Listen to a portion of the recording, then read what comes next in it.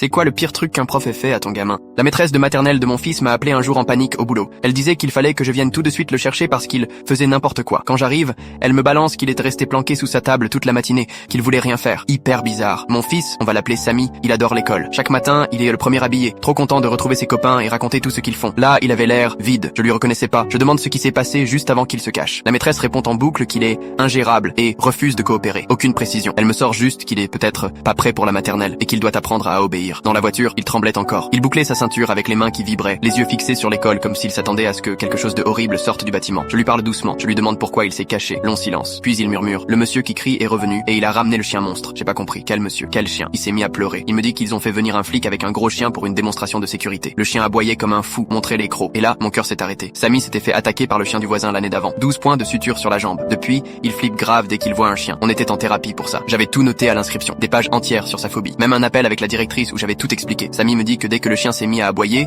il a essayé de sortir discrètement. Mais la maîtresse l'a chopé par le bras, l'a forcé à s'asseoir devant, à 1 mètre du chien. Elle lui aurait dit, faut arrêter de faire le bébé, t'as qu'à affronter ta peur. Il pleurait. Il essayait de lui parler de ses points de suture, de l'accident. Elle aurait répondu, arrête tes excuses. Et c'est là qu'il s'est glissé sous la table. Refus total de bouger. Elle a pété un plomb. Elle s'est mise à crier devant toute la classe, à le traiter de perturbateur, à dire qu'il faisait honte à tout le monde. Elle l'a menacé de m'appeler s'il faisait pas enfin le grand.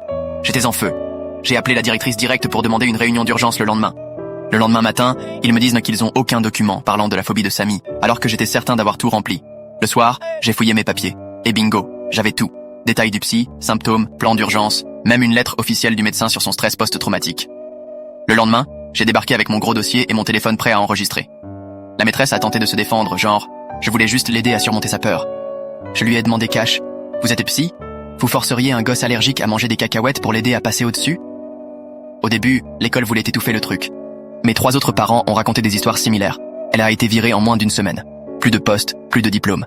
Et Samy, il a reçu des excuses officielles. L'école a réécrit toutes ses règles sur les enfants avec trauma.